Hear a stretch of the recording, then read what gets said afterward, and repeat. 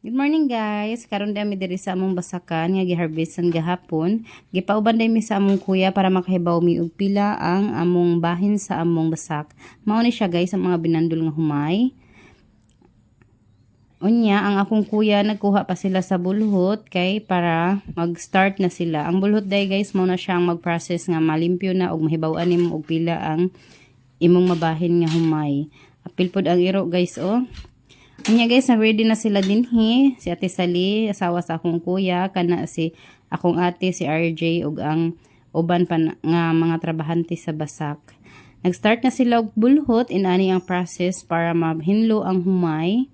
Unya, ay pangsulod na dayon sa sako, ang mga limpyo nga mga humay. Hapit na sila mahumanda na guys. Mahibawan na jud nato og pila ang atong bahin sa atong humay. Exciting kaayo no. Dinhi nga dapit guys na human na gyud.